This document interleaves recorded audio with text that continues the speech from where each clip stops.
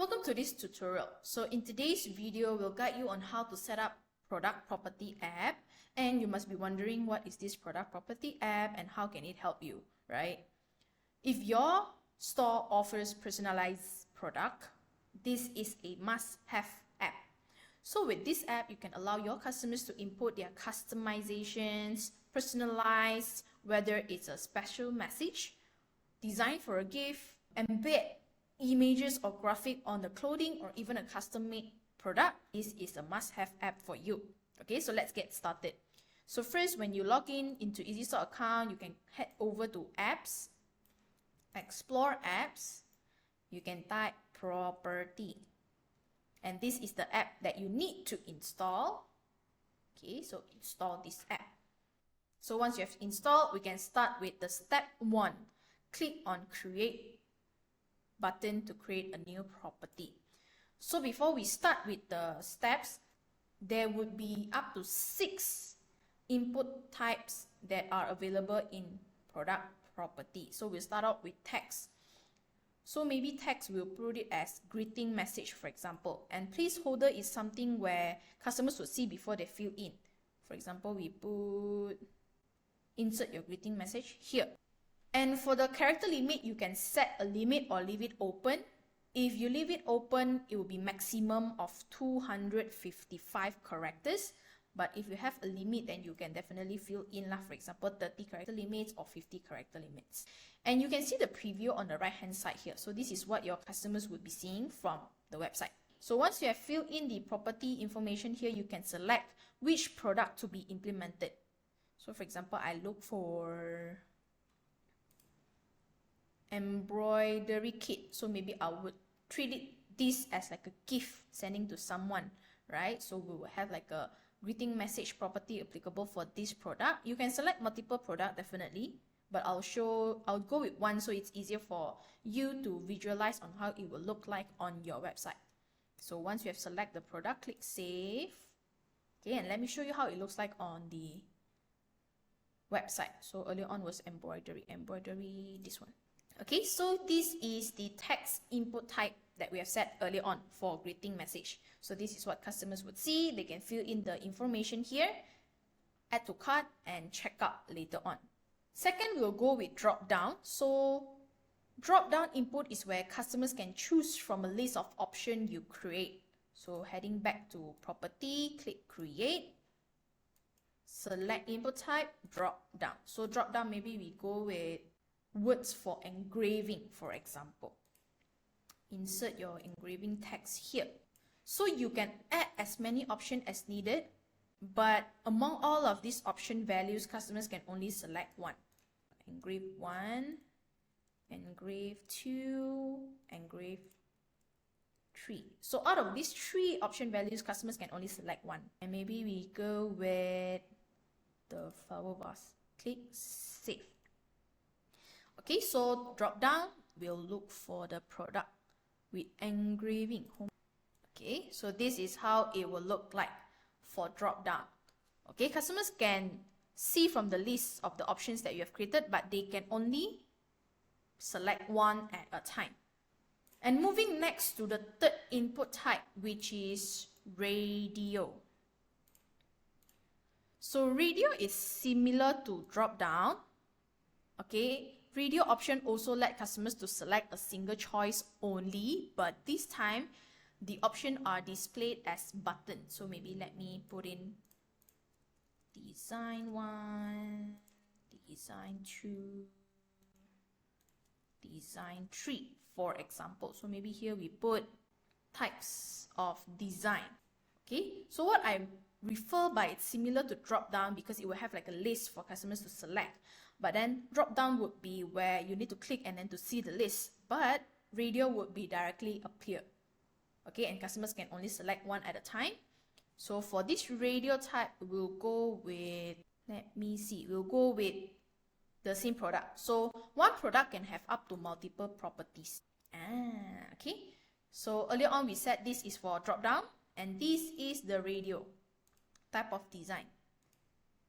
Okay, so both drop down and radio is similar. You can only select one at a time. Heading next to the fourth property which is checkbox. This checkbox input, customers can select multiple options from the list. So it's perfect for customization that offers more than just one choice.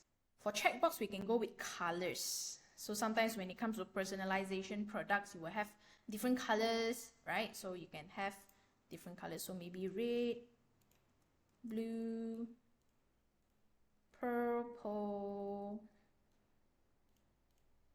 yellow, for example. And this is how it will look like from the website also on the right hand side preview here. Maybe this one I'll go with some customized item. Let me look for options. Okay, so we go with this midi shaped planter. Save. The planter. So this is the checkbox option. Earlier on, drop down and radio can only select a single choice, right? So for checkbox, you can have multiple choice. So for example, if it's a product which customers can mix and match or combine two options in one, then checkbox will be a great option for you. And heading next to the fifth input type, which is attachment. So attachment can be, we can imagine it as, sometimes when you're selling t-shirt, some personalized item where you can print out graphics, you will need to upload PDF or images. We will use this as an example for attachment. So upload your image here. Customers can upload their files directly from their devices to the product page, and the supported format is JPG, PNG, JPEG, GIF, SVG, and PDF. Support up to 20 MB file size limit. So don't worry if you're not able to capture what are the supported format that I've mentioned. We have all of this written in the guide attached below, so you can refer to it anytime. This is how it will look like from the website. So you can choose item and they can directly upload the files from their devices. So maybe for example, this one we will go for, it can be applicable for the DIY embroidery kit. So maybe sometimes they can upload a product and we can do an outline. So the outline can be done through embroidery as well, right? For today's example lah. So maybe we go with this. Save. So we head back over to embroidery kit. And this is how it will look like for attachment product property. So when customers click upload, they can select the file and upload it directly here, then proceed to checkout and make payment. From business point of view, you would see the file attached by your customers on the back end. Don't worry about that. And coming to the last property, which is the date and time slot. So this date and time slot input is useful if you want customers to choose a delivery or a pickup date or even a specific preferred time. Okay, so maybe here we can select your preferred time slot. Okay, select your preferred time slot. So maybe it's only available on weekdays. Let's say, so there are two options. So let's say if you open straight from 10 to 6, you can select one time slot, 10 to 18. Or let's say you have multiple slots, maybe 10 to 10:30, 10:30 to 11, 11:30 to 12. So these are flexible depending on your available time, operational time or delivery time.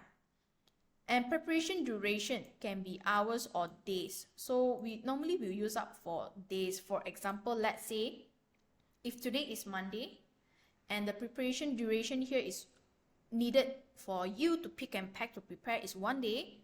For example, if I place order on Monday, I can only select 1 day after, meaning to say Wednesday onwards. And you can also select unavailable time. So for example, I'm not available the entire week, next week. Customers are not able to select these unavailable dates for their pickup or delivery. So on the preview side, you can see as well, select your preferred time slot and the time slot options. So maybe this one we try with soap, because soap sometimes require time to prepare. Manuka and Manuka honey, save.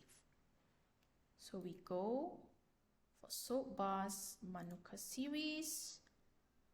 Okay, so when I click either one of them, so this is where you would see the available time slot. So maybe as an owner, you will need time to prepare for the soap, right? You will need 1 day earlier. And since earlier on, I have also selected entire week is not available, so customers can still select the available date and time slot that you have set for them. We have actually gone through 6 of the property lists.